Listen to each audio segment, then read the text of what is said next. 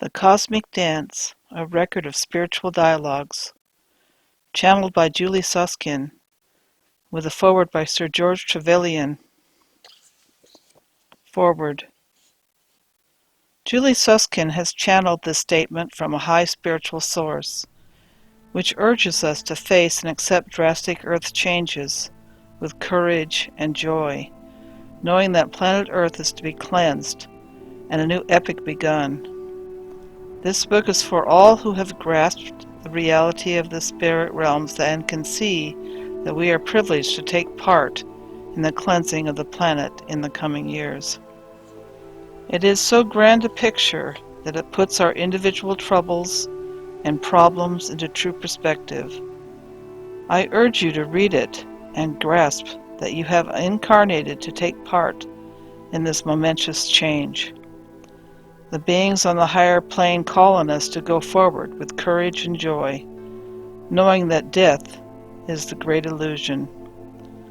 Julie has done a fine deed in giving us this book. It is like a clarion call for spiritual activity as we approach the new millennium. Introduction. The man at the bottom of the mountain sees a very different view from the one at the top, or even the one in between. All swear they are right. I will not swear, but will endeavor to describe my view. Up until 3 years ago, I connected to Spirit as a medium with total submission and was completely happy to do so. I had been taught that way, and it felt right. One day, with very little warning, I had an experience which I cannot describe in words, but the result was a change in awareness, and it was because of this change that I asked my good friend and colleague, Jenny Grant, to help me find some answers. We asked to be connected to the highest source of light available to us. It described itself as a synthesis of energy, original thought. After 6 sessions of being given personal information, we were told that a book would be dictated. The Wind of Change was that book. The ease with which it became published was my confirmation that it was right. When the manuscript was handed over to the publishers, I abdicated responsibility. It never was a part of me anyway. This, incidentally, is why it is difficult to answer questions on the text. However, I do try, and would like to thank all the people who have written to me and their good wishes. My work as a medium continues, but the most usual evidence of survival rarely comes. With most sitters, what has been described as the hierarchy guides come through with spiritually based information. They will not allow us to lean on them, and indeed, my information is that they are the last astral link before the connection to the source. This connection can only be made by the individual who unfolds the many layers covering their soul light. And as a teacher, I endeavor to open doors for students to contact this light. When the connection is made, there is automatic access to the main computer, so to speak. All the answers are within. Now is the time to listen to your own truth. As that energy becomes stable and grows, there is a point of connection of consciousness whereby all other souls of similar vibration automatically link. This is the point where man ceases to think he wants to help. He just does. It is my greatest joy to see the power of human spirit work and the soul awakening, pulling us into realization. We are also seeing the perceptions of man opening us up to accommodate the different dimensions. There will always be those who cannot see, but in every walk of life there have been more who can. Once a soul has been touched, even only for a moment, the progress of that individual is assured. Wishing you all great joy, Julie Soskin. Ode to the Earth. O you green earth, you vibrant soul, you alone have held the key to lies and truth. You alone have freed the captive heart within your globe. You alone have been the school of knowledge, with its special laws and circumstances. We have watched and learned much from your pain. We tell you now it is coming to a close. The trumpets ring out, heralding the new beginnings, the force of want and desire fleeing your pleasant lands. But oh, dear children of the green planet Earth, you never did appreciate the realms of experience. At your touch, the smell, the sights and sound, your perfectly balanced Earth, the green light of love in the universe. But sing the song of freedom now, it is time to move on. A new sun will climb into your horizon, a sun of pure white light. And as the poles meet, all colors, all experiences, will finally be a conscious unison of the whole. Chapter 1. Opportunity. We come again, dear children of light, in this time of turbulent change. We have spoken before of energies and magnetism. We will continue with this theme, endeavoring to explain that which is transpiring now. Some aspects of this information are impossible for your minds to grasp, so at various points we will give you analogies and paint a mental picture. This will be somewhat inadequate, but is the best that we can do in order for you to understand. The pictures we paint will act as springboards, stimulating and promoting your higher intuitions. There is an energy field around your globe, a tangible field which cannot be seen, but can be found. There is also an energy that radiates from your bodies, an energy that emanates from all living things on Earth. The energy of your planet shifts and changes. There are forks of energy, power lines. These are Earth's vibrant forces. Many of your instruments are powered by electricity. These instruments have different functions, and yet the energy which powers them is the same. So it is with everything in the cosmos. All and everything emanates from the source. Animals, plants, planets, and stones, all from the same beginning, from the same release of the cosmic breath.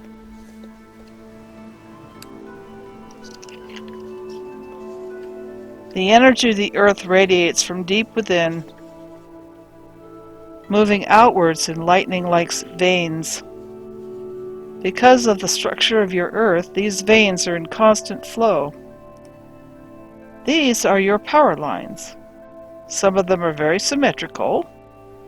Some of them are straight. Long ago, at a time when you did not wear shoes on your feet, these energy fields had a tremendous effect on you.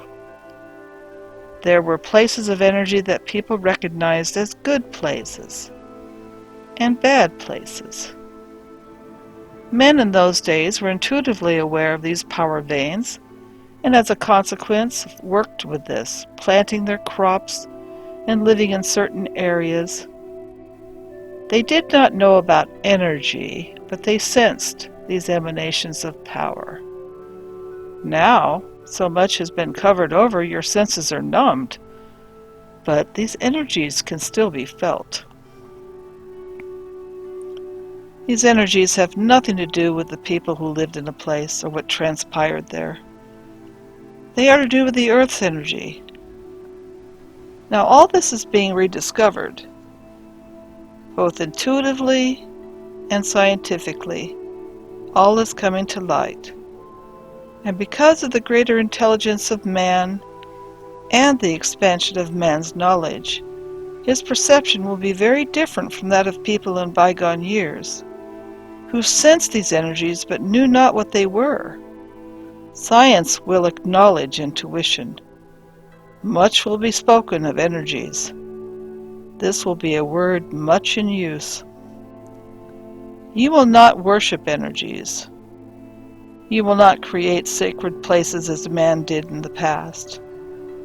You will understand them to be an integral part of your living, breathing planet, and eventually you'll be able to use them as power sources. Because when the energy from the sun mixes through an enhancer with the energy of the earth, you have access to enormous power. This power would not have been used wisely by recent generations. Indeed, it would have been used unwisely. But now, you are nearing the time when you can use this knowledge with intelligence and discrimination for the good of the whole. And once you are able to harness this source of energy, which is so cheap, so clean and simple, starvation will not be possible. We have intentionally spoken often of an age which is coming that will be a time of light. We speak now of frequencies, energies, and vibrational forces. Vibration, as you know it, is what creates sound for you. There are frequencies that the human ear cannot hear, for they are either too high or too low. Indeed, there's a limited amount that you do hear. Now, it is important that you discover the possibilities of sound, for at present, you hear just the sound. The vibration, that you cannot hear. Again, we repeat, science and intuition will merge. It is important for you to have stillness. It is not good and never has been good for you to have noise constantly inflicted upon you. You cannot realize just how much damage noise has done to you. It has acted as a block in your minds. The noise of machinery, vehicles, and even your music can damage you. In some music, there are frequencies which can inspire you. Each person has their own note. This cannot be heard, but a few can sense it. Some sounds harmonize with your own note and are joyous and expansive for you. This is why some people find music discordant and others enjoy it. Be selective which music you listen to, particularly now, when all energies are being enhanced from the source. You need stillness, peace, and solitude. Not 24 hours a day, but a little every day. The fact that you cannot hear everything is a safety valve. But now that some of you are experiencing heightened perception, certain sounds will annoy and irritate you. The same sounds would not have worried you before. You can deal with this by allowing yourself a few moments in silence each day. In silence, you can align and balance the energy frequencies of your individual notes. The most important thing for you to do now is to love and understand yourselves. Every little leaf, each tiny insect, even your nails and hair have energy. Think for a moment about your plants. You can see the energy in a leaf which has been picked off a tree. You can watch as over a period of hours it shrivels and the energy leaves. Energy is never destroyed. The energy from the leaf goes back into the earth, and so it is with the physical body. You do not die, rather you transmute, physically to the earth, emotionally to the astral. The soul lives on to expand and grow. There is no death. The energy of earth is slightly different. Over the years, structures change, blend, and metamorphose. Now, your scientists, using intuition, will have a much clearer understanding of your planet Earth than before. In understanding the structure and substance of your home planet, you will begin to truly understand the cosmos and the universe. Then you will be able to play a greater part in it. So many times we have said to you that you are not alone. How many of you really understand this? Again, we paint a picture of electricity running from a plug to an iron or to a television. These items are separate and have different purposes, and yet the source which powers them and enables them to work is the same. Now can you see what we mean when we say that you are not alone? Every individual has to expand, and does so through experience. There are very, very few individuals who have a lifetime without expansion. All, even the hard in mind and spirit, those who seem dead to the life force, to the beauties and wonders of the world, expand in their own way. Now at this time, there is an electric charge running through you all. This is coming from the source. This charge is exhilarating and expansive. It will not last forever, but it will last a few years. Take this opportunity of greater energy, dear children of light, which is here to help you break all boundaries. It is here to help mankind expand and become greater spiritual beings. The energy you have within is a vibrant spiritual force. This energy is tapped into the source, and you will have a wonderful opportunity for the enlargement of your whole being. So we say again, dear children, we implore you to take this opportunity.